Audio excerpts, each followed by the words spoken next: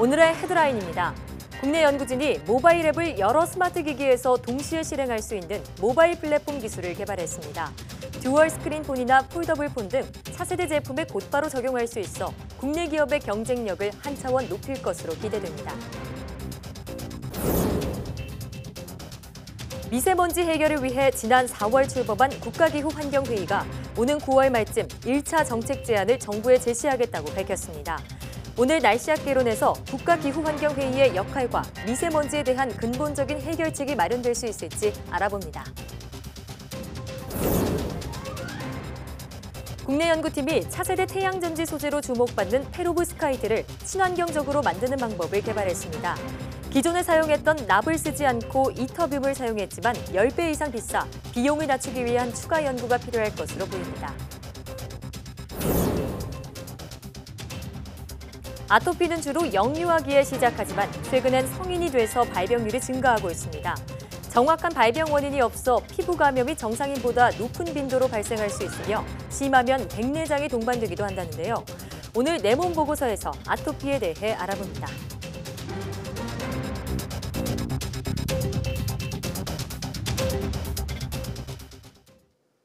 여러분 안녕하십니까? 사이언스 투데이입니다. 5G 시대를 맞아 듀얼 스크린 폰과 폴더블 폰, 스마트워치 등 다양한 형태의 기기가 등장하고 있습니다. 이런 가운데 모바일 앱을 여러 스마트 기기에서 동시에 자유롭게 실행할 수 있는 새로운 모바일 플랫폼 기술이 개발됐습니다. 이정우 기자입니다. 차량 운행 중 새로운 경로를 찾기 위해서는 내비게이션 앱에 목적지를 입력해야 합니다. 이때 운전자가 직접 입력하는 것은 안전을 위협할 수 있습니다. 내비게이션 앱의 입력창을 동승자의 모바일 기기로 옮긴다면 쉽고 안전하게 목적지를 입력할 수 있을 겁니다. 카이스트 신인식 교수팀이 미국 버팔로 대학교와 공동으로 모바일 앱 프로그램을 여러 스마트 기기에서 실행할 수 있는 모바일 플랫폼 기술을 개발했습니다. 기존 모바일 앱의 사용자 인터페이스를 다른 기기로 옮김으로써 마치 하나의 기기에서 동작하게끔 만들어주는 가상화 기술이 핵심입니다. 하나의 기기와 하나의 스크린을 사용하는 고정관념과 기술적 한계를 극복했습니다. 이번에 새롭게 개발된 모바일 플랫폼 기술은 기존 단일기기 패러다임에서 다중기기 패러다임으로의 전환을 가속화시킬 것으로 전망됩니다. 이 기술은 듀얼 스크린폰, 폴더블 폰 등 차세대 제품에 곧바로 적용할 수 있어 국내 기업의 국제 경쟁력을 한 차원 높일 것으로 기대됩니다. 5G의 활용으로 다양한 스마트 기기의 활용이 좀 더 가속화될 수 있는데 그 다양한 스마트 기기의 활용을 자유자재로 사용자의 편리성을 증가하는 방향으로 활용할 수 있습니다. 이 연구 결과는 모바일 컴퓨팅 분야 세계 최고 권위의 학술대 ACM 모비콤 2019의 논문으로 선정됐고 오는 10월 멕시코에서 열리는 학술대회에서 발표됩니다. YTN 이정호입니다. 빅데이터 플랫폼 10곳과 빅데이터 센터 100곳을 구축하는데 3년 동안 총 1,516억 원이 투입됩니다. 과학기술정보통신부는 대한상공회의소에서 빅데이터 플랫폼 센터 출범식을 개최하고 이같이 밝혔습니다. 빅데이터 센터는 공공과 민간이 협업해 양질의 데이터를 생산 구축하고 플랫폼은 이를 수집하고 분석, 유통하는 역할을 합니다. 과기정통부는 지난 3월부터 사업 공모를 통해 통신, 문화, 환경, 유통 등 10개 빅데이터 플랫폼과 72개 빅데이터 센터를 최종 선정했습니다. 현재는 28개의 추가 센터 선정을 위한 2차 공모를 진행하고 있습니다. 그럼 이어서 유영민 과학기술정보통신부 장관의 말을 들어보시겠습니다. 기본 우리가 그런 인프라가 굉장히 많이 돼 있기 때문에 속도감 있게 아마 가게 될 겁니다. 그럼 머지않아서 우리도 데이터를 바탕으로 해서 인공지능 쪽에도 대한민국이 우리 인프라 못지않게 상당히 빨리 그렇게 진입하지 않냐 하는 기대를 하게 됩니다. 빛을 전기로 바꾸거나 전기를 빛으로 바꿀 수 있어 차세대 태양전지 소재로 주목받는 페로브스카이트를 친환경적으로 만드는 방법이 개발됐습니다. 한국과학기술연구원과 전남대 연구팀은 기존에 사용했던 중금속 납을 쓰지 않고 페로브스카이트를 만드는 방법을 개발했다고 밝혔습니다. 연구팀은 납을 대신해 히토류인 이터뷴을 사용하고 기존과 비슷한 공정을 거친 결과 발광색이나 색 재현이 뛰어난 페로브스카이트를 얻었다고 설명했습니다. 다만 이터뷴 씨약이 납보다 10배 이상 비싸기 때문에 비용을 낮추기 위한 연구가 필요할 것으로 보입니다. 물로부터 친환경 에너지인 수소를 뽑아내는 데 드는 비용이 더욱 저렴해질 전망입니다. 재료연구소는 물을 전기분해해 수소를 만드는 과정을 촉진하는 촉매를 기존의 1000분의 1 가격으로 만드는 방법을 개발했다고 밝혔습니다. 연구팀은 기존의 물분해 촉매로 사용되던 값비싼 백금이나 이리듐을 대신해 저렴한 구리와 코발트를 이용했습니다. 또 촉매를 만드는 공정을 단순화해 전극에 촉매를 붙일 때 접착제를 쓰지 않아도 되도록 했습니다. 그 결과 새로 개발된 촉매는 기존 촉매보다 제작 비용이 1000분의 1로 더 저렴했지만 활성은 1.5배 뛰어났습니다. 연구팀은 개발한 촉매들을 상용화하기 위한 실증 연구를 진행 중이라고 밝혔습니다. 갈매기 알이 위험한 소리를 알아듣고 둥지 내 다른 알과 이런 정보를 교환한다는 사실이 드러났습니다. 스페인 비고대 연구팀은 스페인 살보라 섬의 노랑발 갈매기알 90개를 연구해 이 같은 결과를 얻었다고 발표했습니다.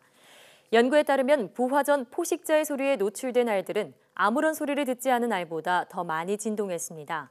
하지만 아무 소리를 듣지 않은 알이라도 포식자 경고 소리를 듣고 난 알과 같은 무리에 섞여 있으면 그렇지 않은 무리의 알보다 부화 기간이 더 길었습니다. 또 알에서 깨어난 뒤에는 포식자 소리를 들은 새가 소음을 덜 내고 몸을 더 낮추는 등 방어적인 태도를 보였다고 연구팀은 설명했습니다. 태풍의 영향으로 부산 광안리 해수욕장이 쓰레기장으로 변했습니다. 본격적인 휴가철이 시작돼 빨리 정리를 해야 하는데 물속 쓰레기까지 있어 쉽지 않다고 합니다. 김종호 기자가 보도합니다. 광안리 해수욕장 해안선이 시커멓게 변했습니다. 피서객으로 붐벼야 할 백사장에는 쓰레기만 수북합니다. 중장비까지 동원해 청소하지만 바다에서 계속 쓰레기가 떠밀려옵니다.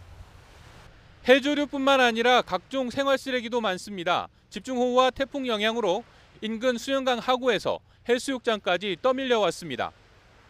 백사장 쓰레기를 정리하는 데도 시간이 걸리지만 더 큰 문제는 물속 쓰레기. 해초는 이래 나오는 게 보면 한번 나오면은 3, 4일은 계속 나오는 거니까네. 그래서 앞으로 최소한 2, 3일은 더 작업을 해야 그 정리가 될 겁니다. 모처럼 해수욕장을 찾은 관광객들은 실망한 얼굴로 발길을 돌렸습니다. 대전에서 이제 휴가를 내고 부산에 놀러 왔는데 이제 바다를 좀 보고 싶었는데 그 태풍 때문에 쓰레기가 많이 올라와서 바다를 보기는 조금 힘들 것 같고. 상대적으로는 적지만 부산 다대포 해수욕장으로도 쓰레기가 떠밀려 왔습니다. 여기에 낙동강 하구를 따라 내려온 흙탕물이 바닥까지 황토색으로 바꿨습니다. 성수기로 접어든 부산 지역 해수욕장. 언제 그랬냐는 듯 말끔한 얼굴로 피서객을 맞아야 하지만 태풍과 호우가 남긴 상처는 재빨리 지워지지 않았습니다. YTN 김종호입니다.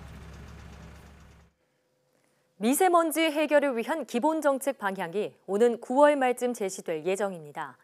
미세먼지 해결을 위한 국가기후 환경회의는 24일 제3차 본회의를 열어 올해 9월 말 제출을 목표로 마련 중인 1차 정책 제안의 추진 방향을 논의한다고 밝혔습니다. 국가기후환경회의는 1차 정책 제안은 12월 전후 시작되는 고농도 미세먼지에 대비해 즉각적이고 가시적인 효과가 있는 단기 과제에 집중하고 중장기 방안은 핵심 이슈와 방향성을 제시하되 세부 내용은 1차 정책 제안 이후 본격적으로 다룰 계획이라고 설명했습니다.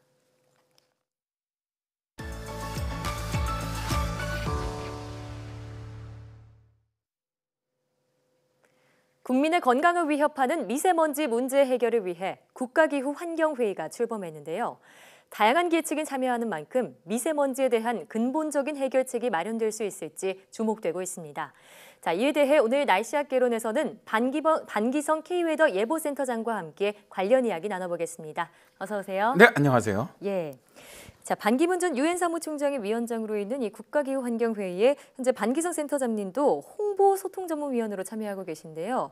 자, 우선 이 국가기후환경회의 어떤 기구인지부터 설명해 주시죠. 국가기후환경회의는 대통령 직속 범국가적 기구로 네. 4월 29일에 이제 공식 출범을 했죠. 문 대통령께서는 반기문 전 유엔 사무총장한테 위원장으로서 책임을 다해서 맡아주라고 요청을 했고요. 반기문 전 유엔 사무총장이 국가에 대한 봉사 또는 소명으로 위원장직을 수락하면서 국가기후 환경위가 발족을 했는데요. 예. 사회각계를 대표하는 위원들을 중심으로 출범된 국가기후 환경위의 주요 업무는 미세먼지 관련 포괄적인 논의, 또 범국가적 대책 제안, 또 국민 행동 변화 권고, 국민 목소리 경청 및 소통 확대 등이 있습니다. 예. 우리나라에서 이제 환경 문제로 범국가기구가 만들어진 것은 이번이 처음이죠. 네. 자, 범국가기구인데다 국민의 목소리를 듣는 기관인 만큼 이 국가기후 환경회의가 출범한 것은 참 좋은 일이지만 이미 관련 미세먼지 기구가 좀 많이 있지 않냐, 또 만들어지는 게 의미가 있느냐라는 의견도 있거든요. 여기에 대해서는 어떻게 보시는지요? 사실 저 미세먼지 문제가 좀 심각하다 보니까 네. 정부에서 특별법을 정해서 2019년 2월에 국무총리 산하에 이제 미세먼지 특별대책위원회를 만들었어요. 네. 이제 그러나 미세먼지 문제가 더 심각해지다 보니까 다시 이제 국가기후 환경회의가 만들어진 건데요. 네. 사실 이 두 기구는 상충하는 것은 아닙니다. 예. 미세먼지를 다룬다는 면에서는 목적이 같아요. 그러나 이제 국무총리 산하의 미세먼지 특별위원회는 정부 대표, 장관들, 민간인 전문가들이 모아서 만든 일종의 하향식 의사결정 시스템입니다. 그렇군요. 이제 그러나 국가기후 환경회의는 반기문 의장님의 말처럼 철저히 국민 의견을 반영한 상향식 의사결정 시스템으로 가고 있습니다. 네. 이제 반기문 의장은 국가기후 환경회의의 참여 주체는 전 국민입니다. 국민이다. 네, 경제부총리, 기획재정부총리를 포함해서 여러 부처의 장관들도 참석을 하고 있고 또 여기에 사회적으로 존경받는 사회지도자, 종교지도자, 정당 대표, 과학자, 일반 시민 대표 등 모든 사람들이 참여합니다. 그래서 참여 주체가 전 국민을 아우르는 아주 광범위한 것이죠. 네. 그 다음에 이제 결정하는 방법도 탑다운 방식이 아니라 일종의 상향식입니다. 예. 바텀업이죠. 라고 말씀하고 계시거든요. 네, 자, 참여 주체가 전 국민을 아우르는 데다 이 결정 방식 역시도 바텀업 방식, 상향식이다라는 점에서 다른 기구와 차이점이 있다라고 말씀해 주셨는데요.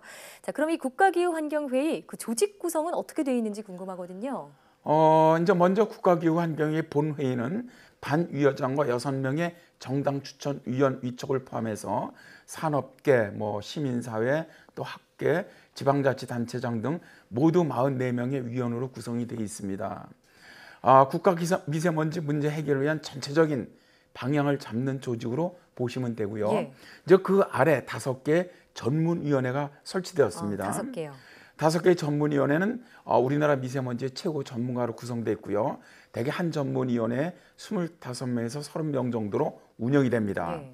먼저 저감위원회는 산업, 수송, 발전 등 주요 부문 저감 방안을 논의를 하고요.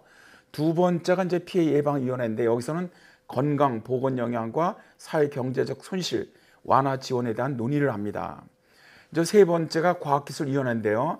여기서는 국내의 배출이라든가 생산과정 규명, 또 장거리 이동 영향을 분석을 하고요. 네 번째가 국제협력위원회입니다.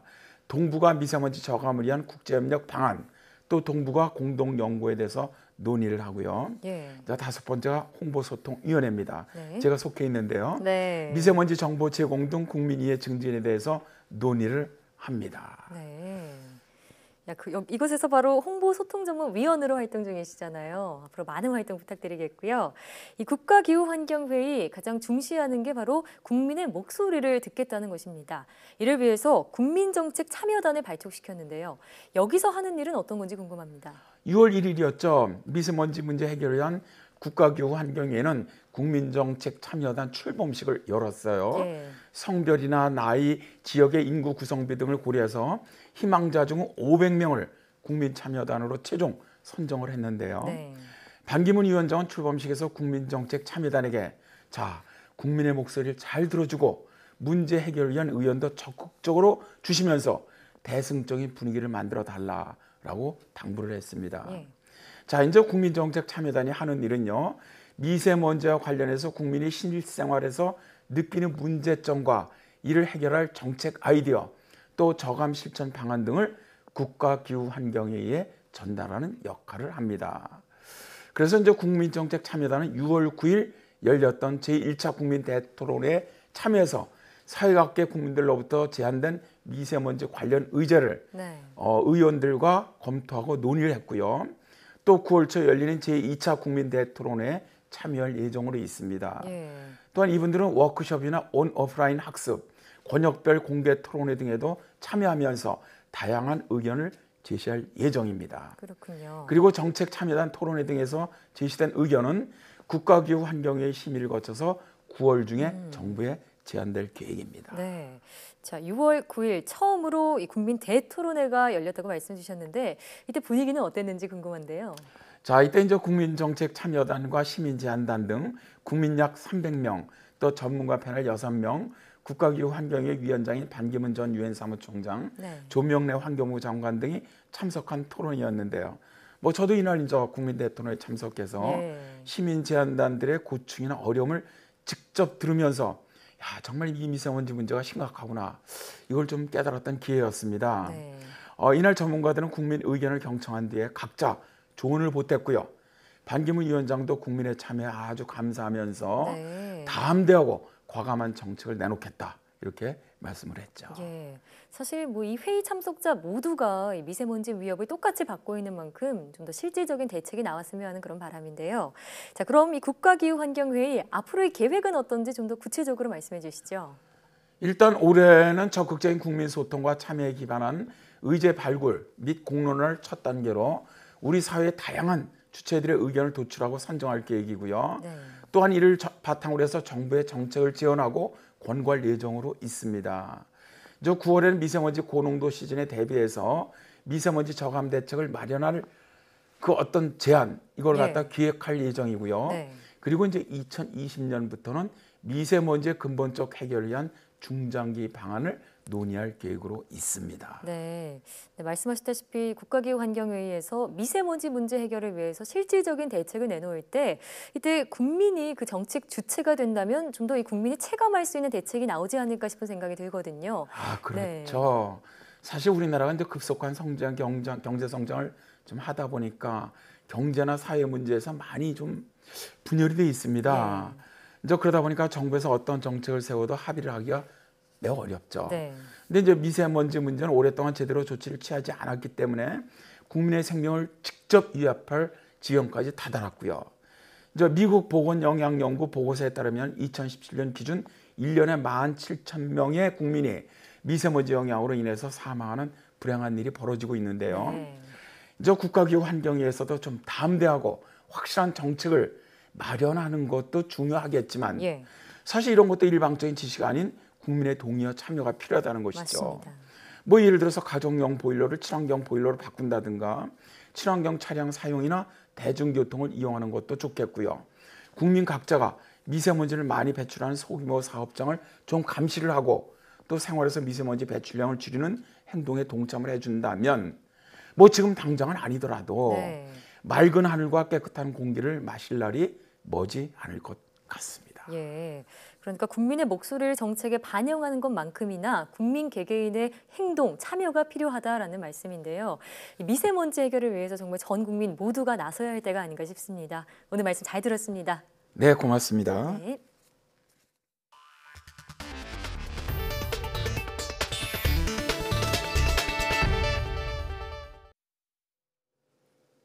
국내 조선업계가 컨테이너 23,000여 개를 한 번에 옮길 수 있는 세계 최대 컨테이너 선박을 만들었습니다. 지난 2011년 18,000개를 동시에 싣는 컨테이너선 시대를 선도한 데 이어 또다시 기술력을 입증받았습니다. 오태인 기자입니다.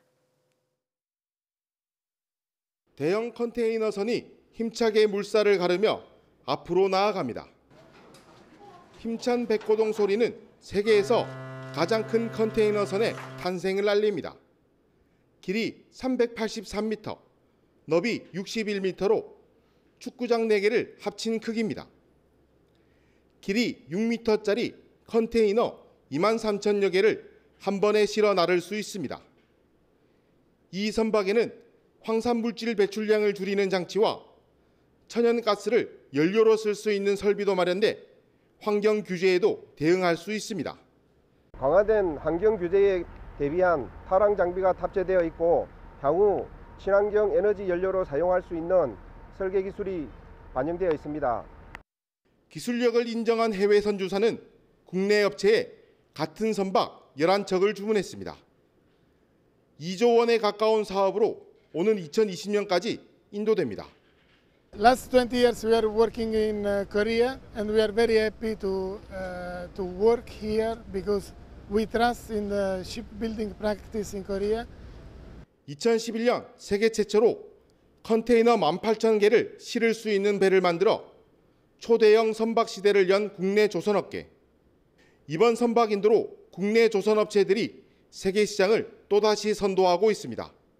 YTN 오태인입니다. 올해 1분기 건강보험이 4천억 원에 달하는 당기수지 적자를 기록했습니다. 건강보험 보장성 강화로 재정 지출이 늘어났기 때문입니다. 건강보험공단은 올해 1분기 총수입에서 총지출을 뺀 수지차는 3,946억 원으로 4천억 원에 가까운 적자를 기록했다고 밝혔습니다. 작년 같은 기간의 수지차 1,204억 원보다 적자폭이 커졌습니다. 건강보험은 2011년부터 2017년까지 7년 연속 당기수지 흑자를 보였지만 지난해 1,778억 원의 당기수지 적자를 나타냈습니다. 한 번 손상되면 쉽게 회복되지 않는 신경세포를 되살리는 단백질이 발견됐습니다. 울산과학기술원 연구팀은 손상된 신경세포가 재생되는 과정에서 핵심적인 역할을 하는 단백질 GRP75를 발견해 그 원리를 규명했다고 밝혔습니다. GRP75는 세포 속 작은 기관을 연결하는 단백질인데 이 단백질이 늘어나면 세포 기관들 사이 상호작용이 촉진돼 세포가 재생되는 것으로 예측됐습니다. 실제로 연구팀이 이 단백질을 신경이 손상된 쥐에 주입했더니 세포 속 기관들 사이 접촉막이 늘어났고 신경 재생에 필요한 에너지가 만들어지면서 운동 능력과 감각 능력이 회복됐습니다. 연구팀은 외부 물질의 도움 없이 세포 자체의 능력을 끌어올려 신경 재생을 촉진했다며 이번 연구가 척수나 뇌 손상 등을 입은 환자들을 치료할 실마리가 될 것이라고 밝혔습니다. 당뇨의 합병증 중 하나인 신부전에 걸릴 위험은 여성이 남성보다 더 큰 것으로 나타났습니다. 호주 시드니 뉴사우스웨일스대 연구팀은 한국과 일본 등 10개국의 1,200만여 명을 대상으로 한 연구 논문 14편을 분석해 이런 결론을 내렸습니다. 연구에 따르면 1형 당뇨 환자의 신부전 발생률은 여성의 경우 일반인의 5.15배였는데 이는 3.47배인 남성 환자보다 47% 높은 수치였습니다. 2형 당뇨 환자의 신부전 발생률은 여성의 경우 일반인의 약 2배였는데 1.74배인 남성 환자보다 높았습니다. 연구팀은 이런 현상이 나타나는 이유가 여성 환자에 대한 소극적인 치료 경향 때문일 수 있다고 추측했습니다. 신부전은 심장 기능 일부에 이상이 생겨 몸속 모든 기관과 조직에 혈액 공급이 원활하지 않은 질환입니다. 주의가 산만하고 충동적으로 과잉 행동을 하는 증상을 ADHD라고 합니다. 정신질환의 하나인데 남성이 여성보다 많고 10살에서 14살 연령대에 특히 환자가 많은 것으로 나타났습니다. 김정회 기자입니다. ADHD, 주의력 결핍 과잉 행동 장애는 이름 그대로 주의력이 부족하고 과잉 행동을 보이는 정신질환입니다. 교실에서 가만히 앉아있지 못하고 지나치게 뛰어다니거나 수업이나 업무에 끝까지 집중을 못하는 경우 등이 대표적입니다. 이런 ADHD 환자가 늘었습니다. 2017년 현재 전년보다 7.4% 증가했습니다. 최근 5년간 자료를 보면 매년 남성이 여성보다 4배 이상 많습니다. 연령대로는 10세에서 14세가 가장 많고 5세에서 9세가 뒤를 잇습니다. 워낙에 이게 ADHD가 초등학교 저학년 때 이제 진단이 제일 많이 되긴 해요. 이 만성 질환이다 보니까 한 번 진단 받으면 좀 몇 년 동안 치료받는 경우가 꽤 많거든요. 환자가 느는 비율은 20, 30대가 가장 컸습니다. 특히 25세에서 29세가 65.9%로 증가율이 가장 높았고 30세 이상, 20세에서 24세 순이었습니다. 소아청소년의 질환이라는 그런 관점이 훨씬 더 많았었어요. 20년대 초반에는. 최근에는 만성적인 신경 발달학적인 질환으로서 인식을 하거든요. 어른들한테도 있는 병이네 하는 인식이 최근에 몇 년 사이에 생겼어요. ADHD는 환경적인 요인보다 유전이나 뇌신경 생물학적 요인이 큰 질환입니다. 약물 치료가 효과가 있는데 치료가 늦을수록 학교나 가정에서 부정적인 반응을 많이 받게 돼 우울해하거나 반항심이 많아지게 됩니다. 때문에 의심 증상이 보이면 빨리 진료 상담을 받고 치료를 시작하는 게 좋습니다. YTN 김정희입니다. 어린이들이 주로 찾는 슬라임 카페의 슬라임과 부재료에서 환경 호르몬과 발암 물질 등이 기준치를 최대 700배 넘게 초과 검출돼 이용에 주의가 필요해 보입니다. 한국소비자원은 전국 슬라임 카페 20곳에서 슬라임과 부재료인 파츠, 색소 등 100종을 수거해 검사한 결과 19개가 어린이 제품 안전 기준에 부적합해 판매 중지하고 폐기했다고 밝혔습니다. 슬라임에 첨가하는 장식품인 파츠 13종에서 허용량을 최대 766배 초과한 환경 호르몬인 프탈레이트계 가소제와 유해 중금속으로 암을 유발할 수 있는 카드뮴과 납이 검출됐습니다. 또 슬라임 4종과 색소 2종에서는 유해 원소로 발달과 생식에 영향을 주는 붕소와 가습기 살균제 성분도 허용 기준을 초과해 나왔습니다. 소비자원은 파츠는 액세서리 부자재 등 다양한 제품이 아무런 안전 기준이나 인증 없이 슬라임 카페에서 유통 판매되고 있어 어린이 안전에 위협이 될 수 있다며 관련 기준 마련이 필요하다고 지적했습니다. 식품의약품안전처는 축산물 취급업체 5,200여 곳을 점검해 축산물 위생관리법 등을 어긴 184곳을 적발하고 행정조치했다고 밝혔습니다. 주요 위반 내용은 자체 위생관리사항 미준수 등 영업자 준수사항 위반이 54곳으로 가장 많았고 건강진단 미실시, 위생교육 미이수 등의 순이었습니다. 식약처는 관할 지방자치단체를 통해 6개월 안에 이들 위반 업체를 다시 점검해 개선 여부를 확인할 예정입니다. 농림축산식품부는 아프리카 돼지열병 발생 시 신속하고 효과적으로 대응할 수 있도록 아프리카 돼지열병 긴급행동지침을 개정했다고 밝혔습니다. 개정된 지침에서는 아프리카 돼지열병의 확산 방지를 위해 발생 농장으로부터 500m 내 관리지역 농장에서는 즉시 돼지를 폐기 처분하도록 했습니다. 현재는 발생 농장이 즉시 폐기 처분하지만 500m 내 농장은 검역본부장의 요청이 있을 경우 시군에서 폐기 처분 여부를 결정합니다.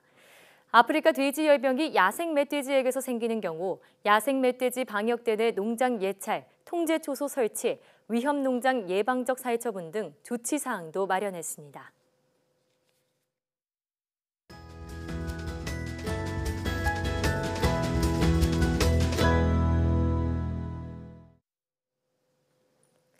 아토피 발병률이 최근 20-30년 동안 빠른 속도로 증가하고 있는데요. 하지만 정확한 발병 원인이 없어 완치도 힘든 질병이라고 합니다. 오늘 내 몸 보고서에서는 아토피에 대해 알아보겠습니다. 중앙대학교 병원 피부과 서성준 교수와 함께합니다. 어서 오세요. 네, 안녕하세요. 네, 반갑습니다. 자, 어린 시절 발병한 아토피로 성인이 돼서도 계속 고생하시는 분들 정말 많던데요. 우선 이 아토피 정확히 어떤 질환인가요?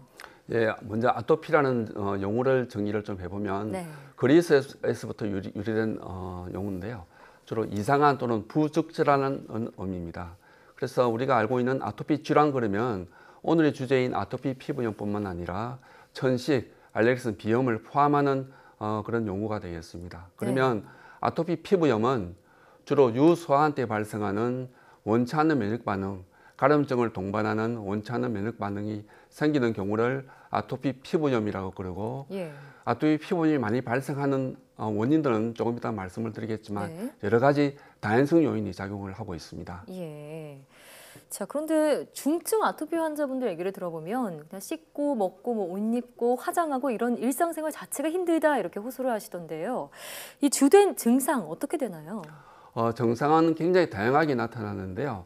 특히 연령에 따라서 다양한 증상이 발현을 하고 있습니다. 그래서 아토피 피부염을 2세에서 2개월에서 2세에 발생하는 경우를 유아기 아토피 피부염이라고 명명을 하고 있는데 유아기 때는 주로 발생하는 부위가 머리, 얼굴 중에서도 뺨, 이마에 많이 발생을 하고 팔다리에 발생하는 경우에는 바깥쪽에, 사지의 바깥쪽에 많이 발생을 합니다. 네. 그리고 2세에서 10세에 발생하는 경우를 소아기 아토피 피부염이라고 우리가 명명을 하고 있는데요. 그때는 주로 접히는 부위에 팔 오금, 다리 오금 이런 부분들이 많이 발생을 합니다. 그리고 10세 이후에 발생하는 경우를 성인기 또는 청소년기 아토피 피부염이라고 일컫는데요. 이런 경우에는 전신적으로 소양증으로 발생을 하고 건조증이 아주 심하고 심한 경우에는 손바닥, 발바닥, 그리고 입술, 예. 여성인 경우에는 유두, 유름 부위에도 많이 발생을 하고 있는 질환입니다. 네. 근데 사실 이 아토피 환자분들 심한 가려움증을 많이 호소하시잖아요. 이게 밤에 더 심해지다 보니까 잠도 잘 못 자고 삶의 질을 저하할 수밖에 없는데 그런데 이 아토피 왜 걸리는 걸까요? 예, 아토피의 발병 원인은 한 가지 요인이 아니라 예. 그 다양성 요인으로 발병을 합니다. 네. 크게 두 가지로 대비를 할 수가 있는데요. 첫째는 유전성 요인입니다. 아토피 피부 환자의 한 7 내지 80%는 가족력이 있습니다. 이것으로 미루어 봐서도 유전성 요인이 분명 작용을 하고 있습니다. 네, 두 번째 큰 요인은 환경적인 요인입니다. 여러 가지 오염 물질들, 즉 대기 오염, 수질 오염, 토양 오염 물질들이 작용을 하고 이뿐만 아니라 진먼지, 진드기, 애완동물의 털, 곰팡이, 꽃가루 이런 것도 작용을 하고 있습니다. 네, 유전적인 요인이나 환경 요인 등이 복합적으로 작용을 한다. 그런데 네. 정확한 원인은 아직 알 수 없다라고 말씀해 네, 주셨는데 맞습니다. 이 아토피 주로 유아기나 소아기에서 나타난다고 알려져 있는데 성인이 돼서도 갑자기 생기는 경우가 혹시 있나요? 예, 요즘은 소아 연령대에 발생하는 유병률은 한 10 내지 20% 정도를 차지하고요. 성인 연령대에 발생하는 아토피 피부염의 유병률은 한 1 내지 3% 보고자에 따라 다르지만 네. 1 내지 3% 정도를 차지하고 있습니다. 최근에 많이 증가하고 있는 추세고요. 그 원인은 여러 가지로 해석할 수가 있겠지만 서구화된 생활 방식 그리고 정치적 스트레스가 밀접한 연관이 있다고 지금 되어 있습니다. 그렇군요. 그리고 성인기에 발생하는 아토피 피부염은 소아기 때 발생하는 아토피 피부염보다도 증상이 더욱더 심하게 나타나는 경향이 있습니다. 예. 자, 그런데 이 아토피 원인이 명확하지 않아서 좀 근거 없는 이야기들도 많이 떠도는 것 같아서요. 오늘 이 시간 통해서 하나씩 짚어보도록 하겠습니다. 네. 자, 먼저 부모 중에 한 명이 아토피를 앓고 있다면 자녀는 무조건 아토피에 걸리게 되나요? 그렇지 않습니다. 부모 중에 한 분이 아토피 피부염 환자다 그러면 역학조사에서는 50% 정도가 아토피 피부염이 걸릴 확률이 있고요. 두 분 다 아토피 피부염이라 그러면 80%에 육박을 합니다.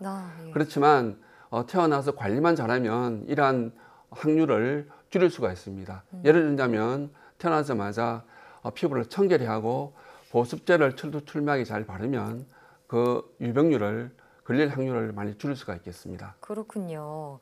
네, 자 그런데 이 아토피 또 무서운 게 합병증 때문이라고 들었습니다. 네. 어떤 합병증이 있나요? 예, 아토피 피부염은 근본적으로 우리의 피부 장벽 기능이 많이 손상이 되어서 나타나는 질환이고요. 피부 장벽 기능이라 그러면 외부로부터의 유해한 물질을 방어하는 기능입니다. 그 기능이 떨어져 있기 때문에 외부로부터 세균, 바이러스, 진균 감염이 많이 일어나게 됩니다. 따라서 농과진이라든지 물사마귀, 우리가 또 사마귀도 많이 발생을 하고 곰팡이 감염도 많이 발생을 합니다. 이뿐만 아니라 특히 눈에 합병증이 많이 생기는데요. 이 눈 주위가 이 거목 침침해서 우리가 소위 이야기하는 다크서클도 많이 나타나고 심지어는 백내장 그리고 망막 박리가 되어서 실명까지도 발생할 수가 있겠습니다. 예.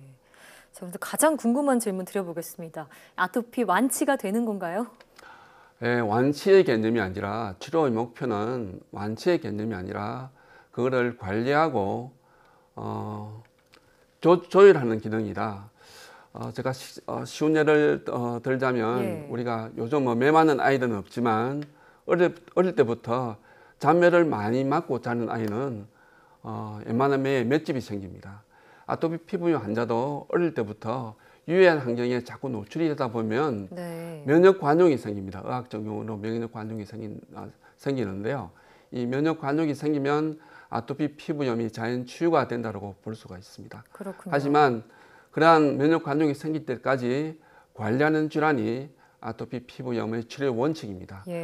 그런데 최근에는 이 획기적인 치료제가 많이 개발이 되고 있는데요. 생물학적 제제입니다. 이것은 부작용이 적고 효과가 우수한 생물학 제제가 많이 출시가 되고 있고 현재 일부 환자들은 이 혜택을 받고 있는 실정입니다. 예. 자, 그러면 아토피를 예방하는 방법은 혹시 있을지 짧게 설명 부탁드리겠습니다. 예방하는 방법은 제일 중요한 것이 아토피 피부염을 발생이나 악화를 시키는 주위 환경을 정리를 해야 되겠다. 만약에 진먼지 진드기라 그러면 진먼지 진드기의 서식처를 없애주셔야 될 것 같고요. 알레르기 검사를 해서 특정한 음식의 원인이 된다 그러면 특정한 음식의 섭취도 제한을 시켜야 되겠습니다. 그것뿐만 아니라 실내 온도는 항상 항온항습이 돼야 되겠다. 요즘 굉장히 무더운 날씨지 않습니까? 그래서 에어컨을 가동을 시켜서 실내 온도는 한 20에서 24도씩 습도를 50% 정도를 낮춰주시는 게 좋겠습니다. 그것뿐만 아니라 땀이 나면 땀에 의해서 피부가 자극이 되고 가려움증이 많이 발생할 수 있기 때문에 땀 관리도 잘 하셔야 될 것 같고요. 그리고 피부는 항상 청결히 하고 보습제를 철두철미하게 잘 발라주셔야 될 것 같습니다. 자, 오늘 이렇게 아토피에 대해서 알아봤는데요. 빨리 완치를 위한 치료제가 나왔으면 하는 바람이네요. 오늘 말씀 고맙습니다. 네, 고맙습니다.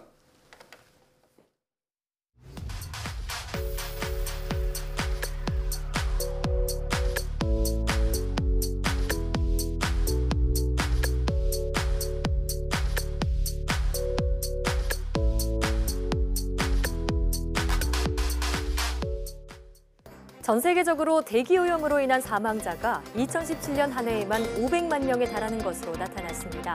그중에서도 초미세먼지는 건강을 위협하는 가장 큰 요인인데요.